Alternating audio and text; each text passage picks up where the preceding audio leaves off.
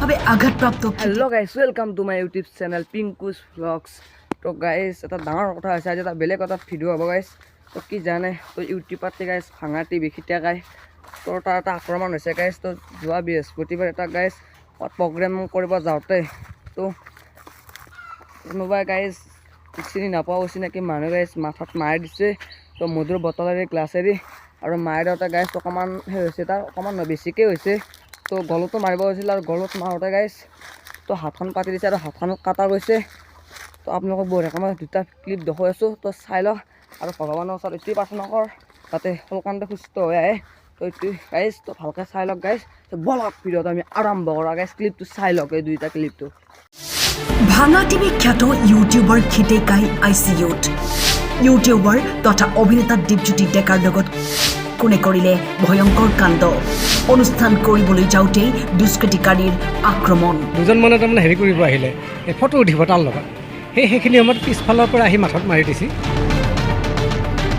গুৰুতৰভাৱে আঘাতপ্ৰাপ্ত খিতেকাই বৰ্তমান ICUত। পিতৃৰ অভিযোগ, একে গাঁৱৰে ধনমণি ডেকাৰ বিৰুদ্ধে। অনুষ্ঠান কৰিবলৈ গৈছিল দীপজ্যোতি ডেকা, ফটো তুলিবলৈ আহিছিল কেইবাজনো লোক। তাৰে মাজত ধনমণি ডেকাই পিছফালৰ পৰা আক্ৰমণ কৰে যুৱকজনক। মংগলদৈৰ বুঢ়াগাঁও পাৰাত আইনাৰ বটলেৰে মূৰত আৰু হাতত বেয়াকৈ আঘাত কৰে দুষ্কৃতিকাৰীয়ে।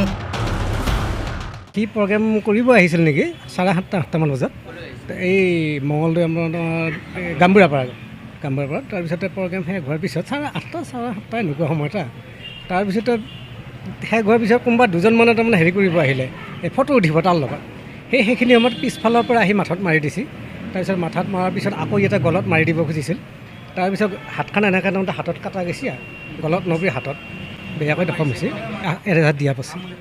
নাম গাইজ চালাক নাই ভিডিঅ'কেইটা, তো আপুনি নিজে ভাবক কেনেকুৱা এটা পৰিৱেশ হৈ পৰিছে। তো দিনকাল বহুত বেছি বেয়া হৈ পৰিছে গাইজ।